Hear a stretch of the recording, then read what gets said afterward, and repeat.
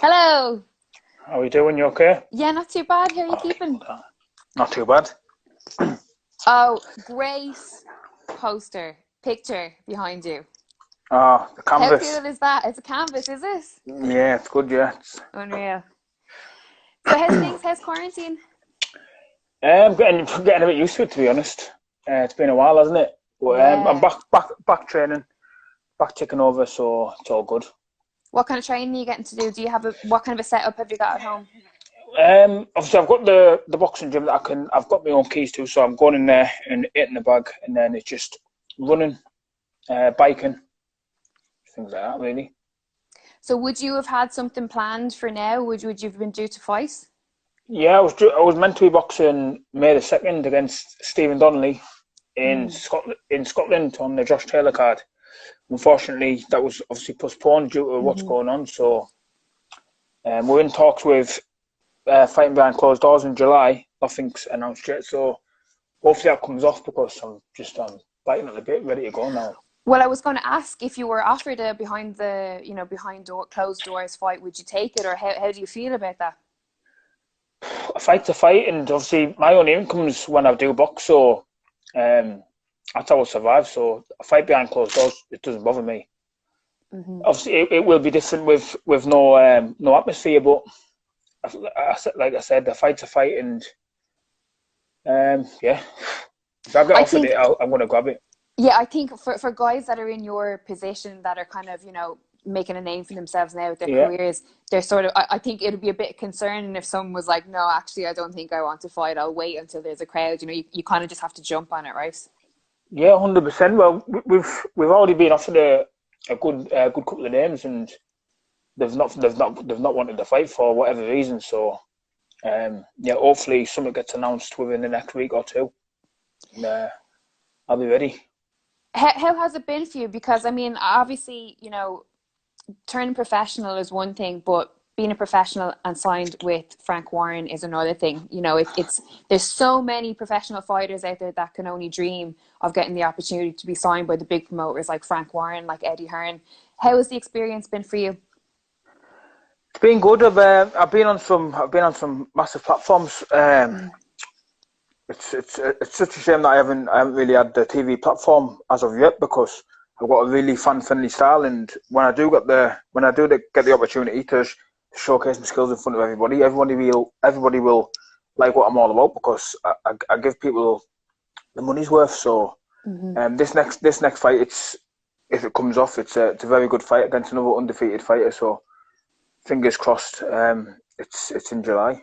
Is it easy to be motivated knowing that you're really close to that kind of like, really bright light status in terms of the guys that are on the roster with you, they're already experiencing it, and you're with someone that has the blueprints of how to do it? Yeah, definitely. But like you say, I haven't come from a great background. Whereas we haven't had we haven't had everything growing up money Hmm. wise or anything like that. There's 11 siblings. What?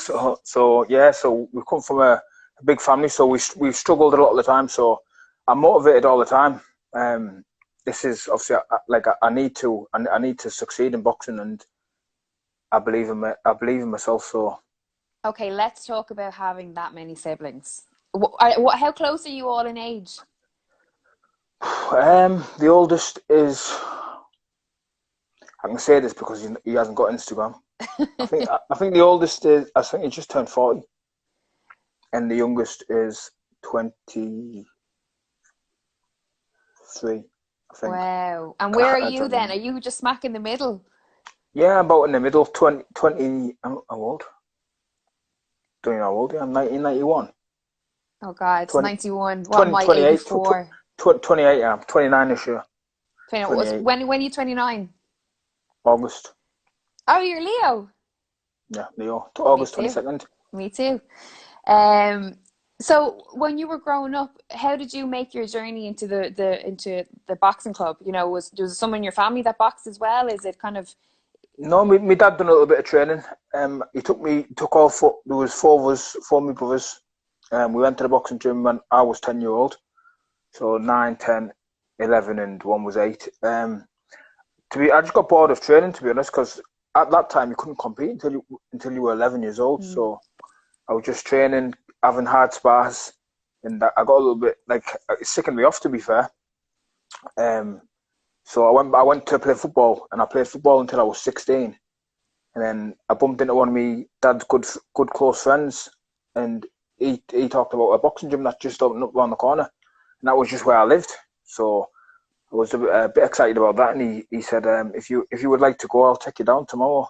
And then we went down tomorrow, and introduced me to the boxing coaches, and since then I've stuck at it.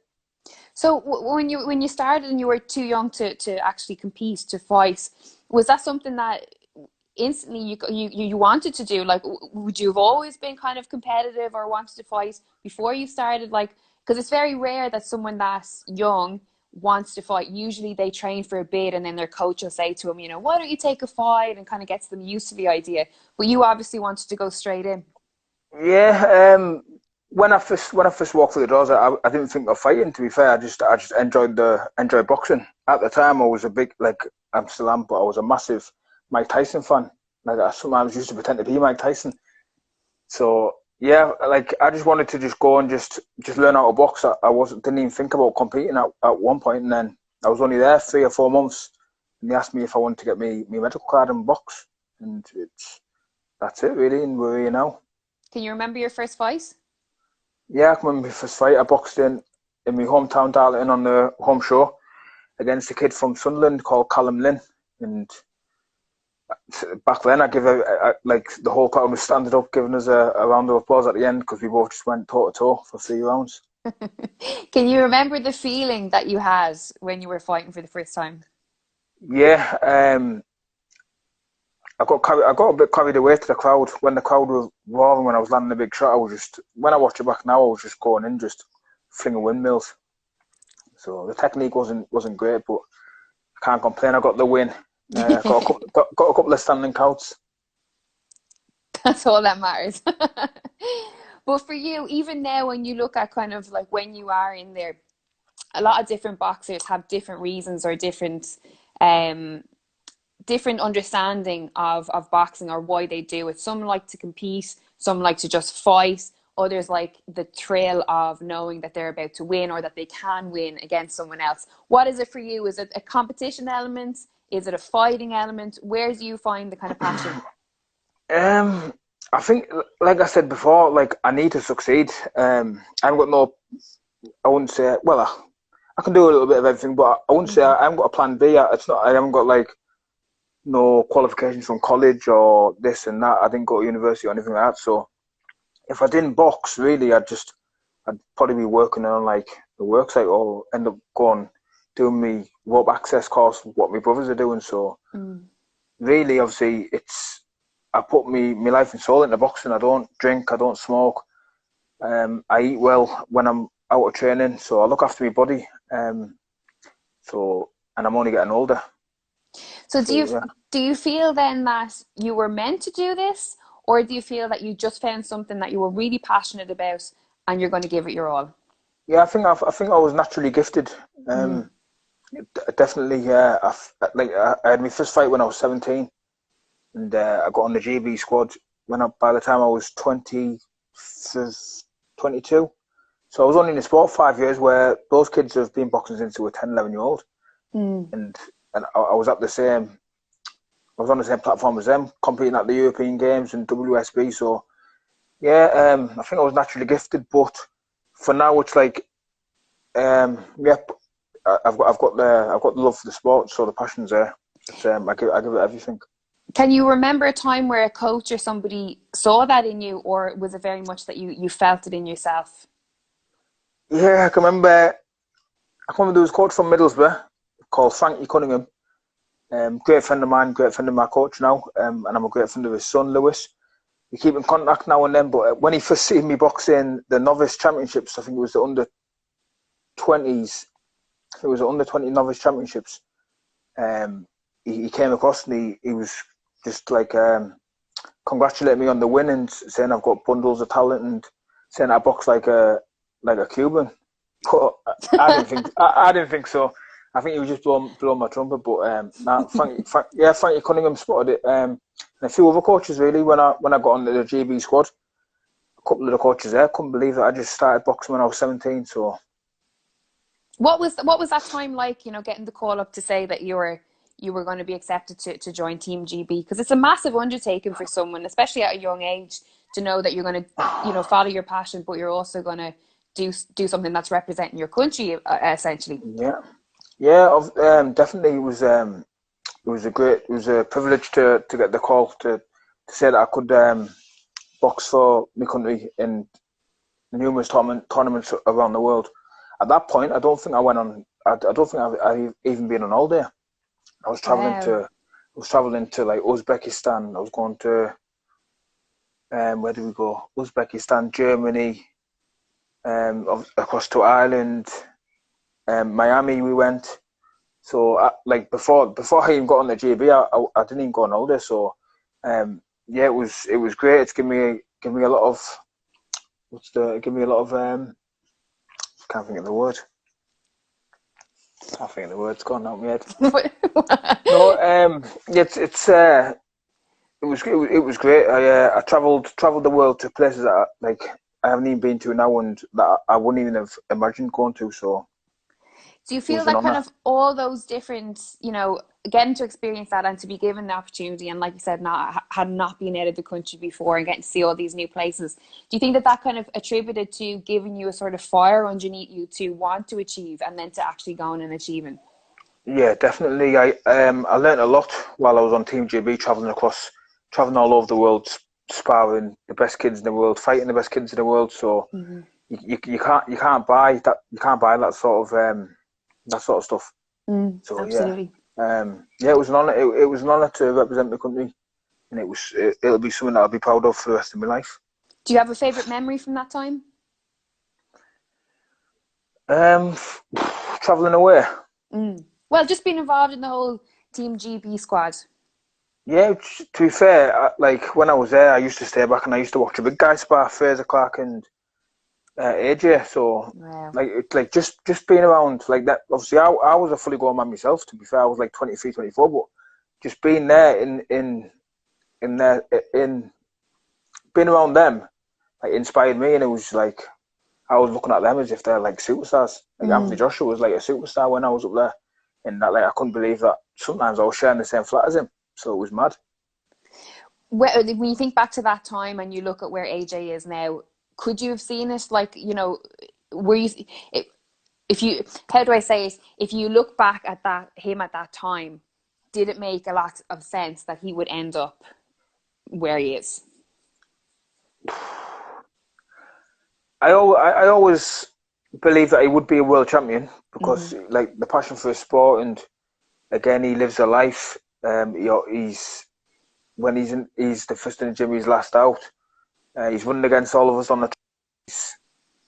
He's right up there with his times and things. So I always believed that I would be a world champion, but to unify the division is something special. So to be fair, I'm buzzing that I know him, and it's he's the face of boxing, not just in British boxing, but he's the face of boxing in the world. So it's Is there something that you noticed in him that was different to everyone else? Does he do things different to everyone else, and that attributes to where he is now? No, he's just like one of the lads. If you speak to him, he's down to earth. He's what you see on cameras. That's what he is in person. So then when the time came to turn professional, what was the decision for you? Because again, it's a very interesting question for guys who've had an amateur career, but also for the guys that have been on Team GB as well. It's a very understanding why they decided to leave that world and to go professional is very interesting. Yeah, I just missed out on qualifying for the Olympics. I was Anthony Fowler got the call up to go to the qualifiers, and he qualified. So it was really a decision to turn professional or stay amateur for another 4 years. And really, I just thought, where could I be in 4 years' time if I turned professional? But I don't think I could have stayed amateur for another 4 years, to be fair. So who were the people at the time, or were there people that you went to look for advice and to talk it through with? Yeah, I spoke to a guy called Sam Keenock from Scotland. At the time, he was with MTK, which was MGM, was MGM at the time. Went up and spoke to him, basically laid it down, obviously, what could I sell tickets? Because I think I was on a ticket deal at first. Could I sell tickets, this, that, whatever? The promoters were only interested in that, and I told him I could sell tickets. Had a bit of crack with him,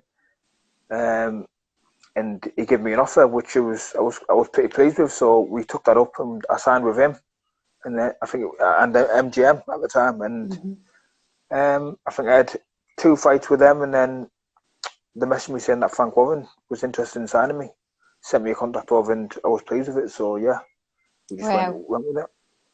Well, so obviously at that time, early on in your career, you knew you were after making the right decision, I imagine. Yeah, definitely. A lot of people have always said that I've got a pro style. So again, it was either stay professional for 4 years or turn professional. Stay amateur for 4 years or turn pro. And I had no doubt in my mind that I was turning professional. So when you do get the call to say that Frank Warren is interested, the contract gets sent over, you're happy with it, you sign it. You know, does Frank Warren come to you and say, this is how I see your career playing out, this is what we want to do, these are the approaches that we're going to make, you know, or is it just your management company deals them and then you just get said, this is who we want you to fight? Like, how does it work? How does the whole process work? I deal with my managers. MTK get in touch with me regarding fights, fight dates, opponents. I send them over to my coach, and then we discuss it, and then that's it. We finalise it with MTK. So we've been offered some massive fights in the past.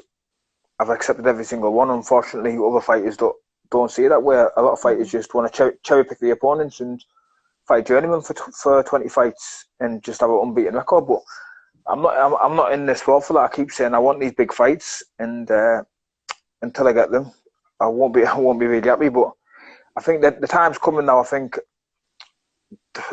they were saying up until the Donnelly fight, I think that was my breakthrough fight, and I think that was my time to break through with the scene. But unfortunately, I had to put on hold, and now we're looking at something different. So hopefully, that can come off in July. Does it frustrate you in that, you know, that there are fighters out there that don't seem to want to challenge themselves, that, you know, we have fighters who don't want to challenge themselves, and then we also have fighters who are really good on social media or who are good ticket sellers and who get themselves put in opportunities over people who maybe have a better skill set? Is that a frustrating thing? Because it is the business of boxing, but it's an interesting one. Yeah, definitely. Like you said, it's interesting. It is the business. Promoters are only interested in ticket sellers, but I do sell tickets. I do sell a lot of tickets. I've got a really good following, so I don't know why I'm not getting the coverage. I've had a lot of coaches that are well known that have praised me and shouted my name out, like Joe Gallagher, Dave Caldwell. I've been up their gyms and I've sparred their kids, and they're saying I should be getting the opportunity because they really think that I can go all the way. So it is a bit frustrating, but I can only wait. I'm patiently waiting, and when the time does come, I will grab it with both hands. What's the goal? To be a world champion, definitely.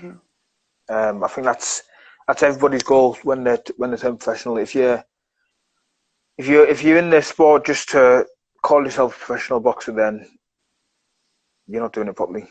Definitely not. So it's the wrong sport, right? Yeah, definitely.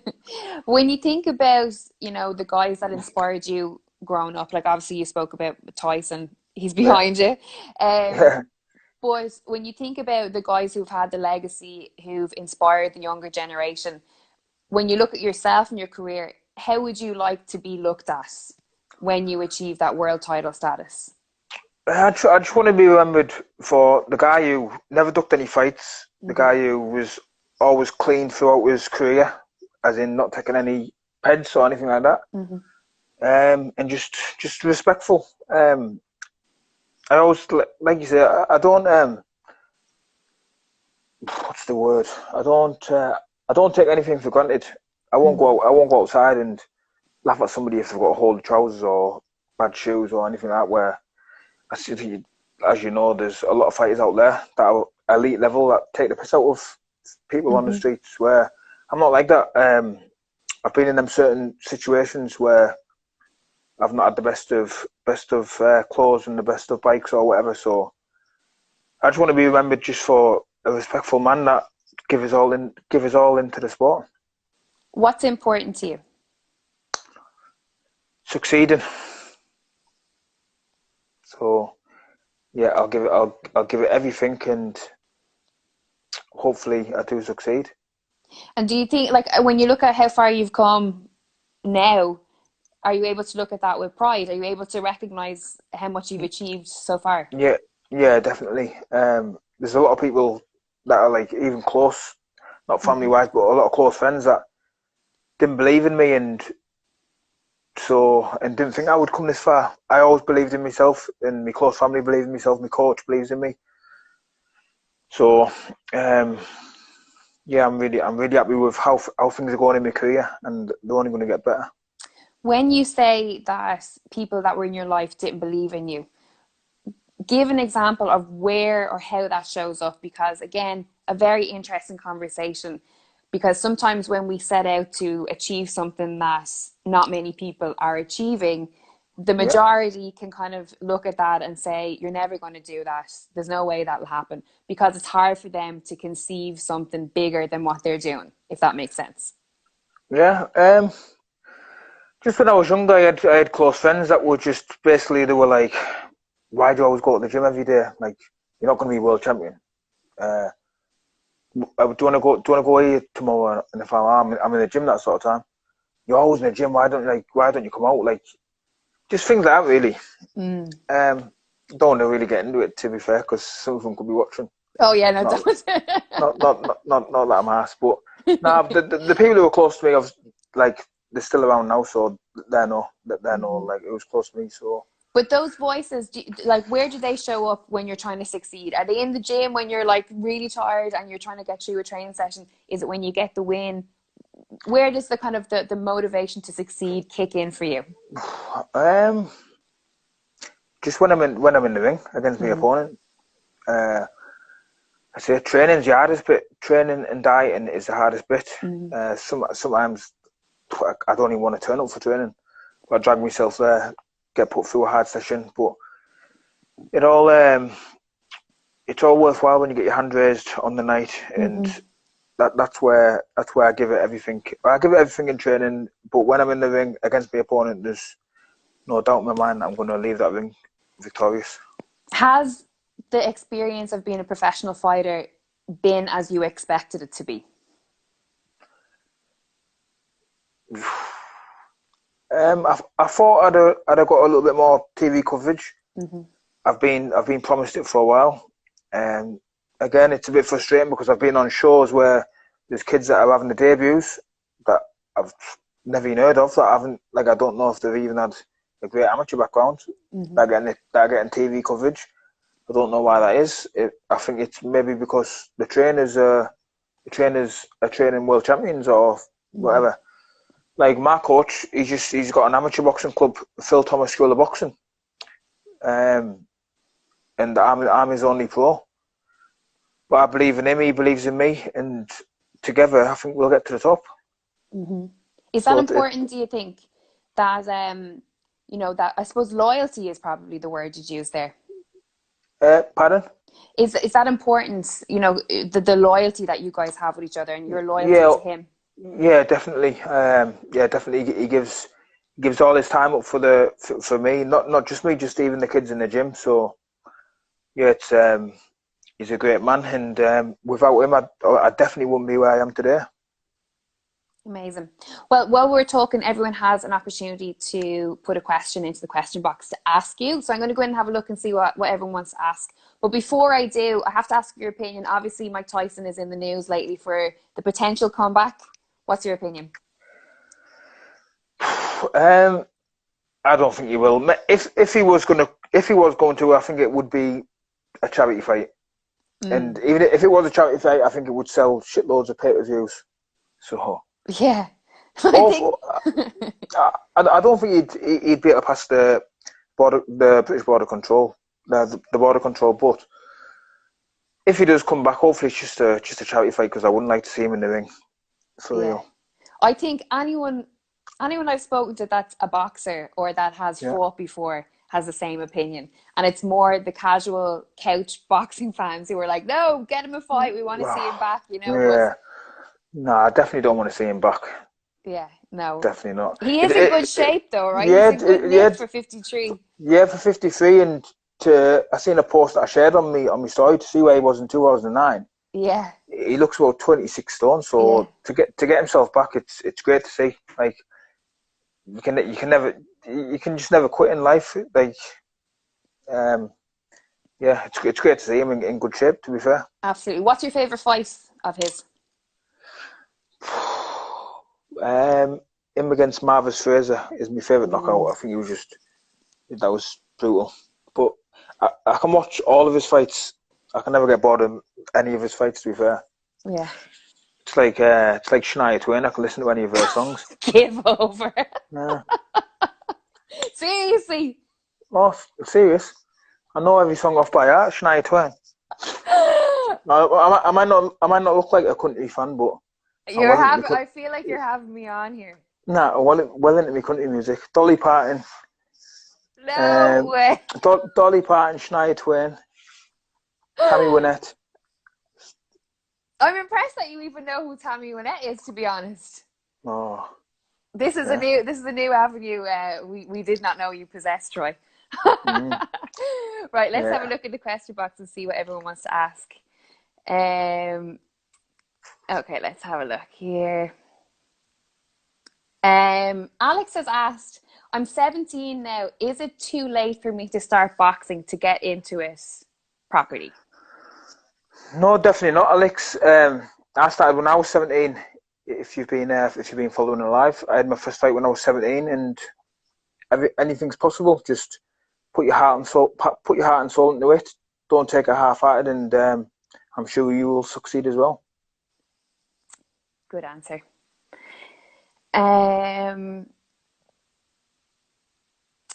Derek has asked, apart from Mike Tyson, who else inspired you growing up? Roy Jones Jr.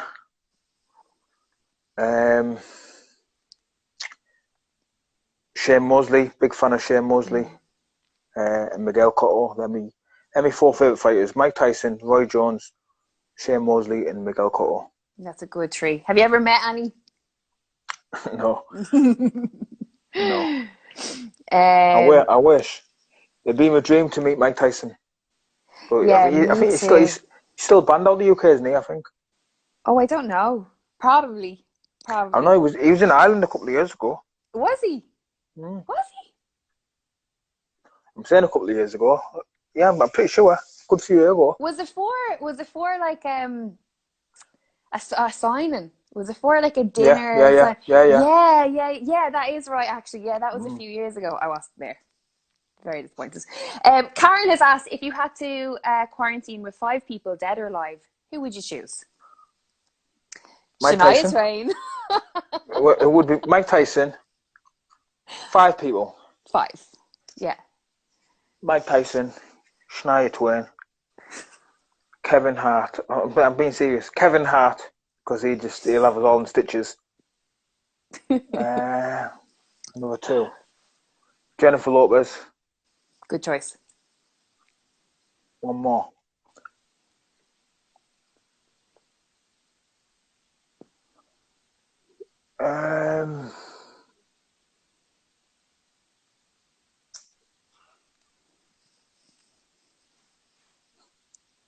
Martin Lawrence. Oh, with Kevin Hart and Martin Lawrence. That's a great stable. Kevin Hart and Martin Lawrence are just. Yeah, that's an absolute. That's a barn burner. Yeah, Kevin Hart and Martin Lawrence will be having us all in creases, and me and Mike will just have our arms around Shania and Jayla. Right, let's take one more.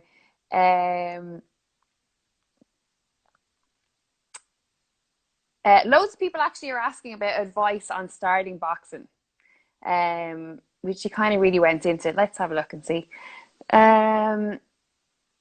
Oh, Shane has asked, apart from yourself, what other British fighters are you rating? Do you rate? Sorry.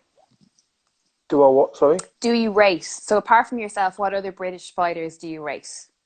Do I race? What do you Race. mean? Race. T. Like, what other British fighters do you think are Oh, good? rate. Yeah, sorry, Rate. that's my terrible Irish accent. Yeah. There's loads. Joshua Boatsy. I was on a GB squad with him. I shared the ring with him a good few times sparring. Unbelievable talent. I'll do British first. Joshua Boatsy. Josh Taylor, unbelievable. Josh Kelly. Tommy Ward from up my way. I'm going to say Sunderland. I'm not even sure. But Thomas Patrick Ward is a hidden gem in boxing. He's an absolute unbelievable talent, and I think he will get a world title shot this year, if not early next. And overseas, Javonte Davis is one of my favourite fighters at the minute. Shakur Stevenson. Yeah, there's a few I keep my eye on that, and that have caught my eye. There's loads. Yeah, there's loads. The list is endless. So are you based near Sunderland? Yeah, I'm about 20 minutes from Sunderland. So have you seen the Netflix documentary, Sunderland Till I Die? What? It's brilliant. It's all about Sunderland Football Club. Lunatics, Mackhams. Yeah, they're absolutely nuts, but it's brilliant. It's a recommendation. Yeah, I've run out of. I've watched half of Netflix, so I might. What is the series? What do you watch? It's a series. Yeah, there's two seasons of it. What are you watching on Netflix? Or what did you watch? I've just finished Money Heist. Haven't seen it. Oh, it's unbelievable. Very good. I've seen a lot of people saying, what is it? I think there's only 10 episodes. The Last Dance. Nah, I've watched that. Oh, okay. What else? It's just 10 episodes. So they said once you start watching it, you won't stop. I can't remember what it's called. Another blast on now. What else? Gangs of London. Is it Gangs of London? I've not watched that yet. I haven't seen that either, but I don't know. It's on BBC, isn't it? Oh, it's BBC iPlayer, isn't it? Yeah, we can't get that over here. It's on Netflix now. I'll see what that thing was called. What have you been watching?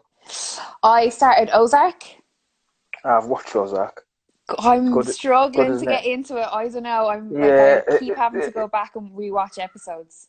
It took me. I'm not just. It took me. It might put you off. It took me the full 2 series. I couldn't get into it. Like I was just thinking, what's happening? It took me the last series to only understand what was happening. Yeah, that makes sense. Because literally, bit weird. So many people were saying to me, "No, stick with it, Lydia. It gets really, really good." And I was like, "What is happening here?" Well, that's it. White Lines.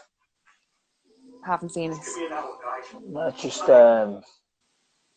it's a series, but it's just got 10 episodes, and that's it. Oh, okay. I'll check that out. Very good. You might start doing a Troy Recommends monthly series. I've watched half of Netflix, to be fair. Well, you won't be in this time. You have a lot of time to be watching, don't you? I know. I'll go run out. I'll come back. I'll stick a couple of series, stick a couple of episodes on. Can't speak. What do you think of what do you think of The Last Dance?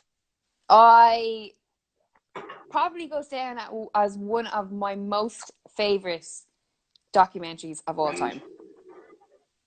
Definitely. What I'm trying to think of what documentaries I've watched on. Well, on Netflix. Did you not enjoy it when you watched it? Oh yeah, it was quality, unbelievable. Yeah, what is your opinion of Michael Jordan? Because like lots of people are having split opinion, like, oh my god, I didn't know he was such an asshole. I'm like, that's what's needed to be great. Yeah, obviously, as I was growing up, obviously he was before my time, but as I was growing up, I've always known who Michael Jordan was. I've never really been into basketball, but when I've rewatched it, I didn't realise how good he actually was. Yeah. Obviously, I knew he was good because otherwise he wouldn't be talked about how he is to this day. But just watching that, he was an incredible athlete, unbelievable. Yeah, just absolutely insane. There'll never be anyone like him ever again. Definitely not. No wonder they called him Air Jordan. He was in the air for 20 seconds. Yeah. No, it was brilliant and extremely inspirational as well. Do you know what I mean? You Yeah, kind of like watch him being definitely. like, I can do anything, you know? Yeah. Yeah, it was good. No, definitely. It was good. Well, listen, thank you very much for your time. I really appreciate it. Yeah, thank you for having me on. It's been great. No problem at all. And hopefully you get a fight in there soon, and hopefully they allow media to come and we can go and do a proper interview. Yep, definitely. Thank you, Lydia. No problem at all. Enjoy the rest of your evening. You too. Speak to you soon. See you later. Bye. Bye-bye.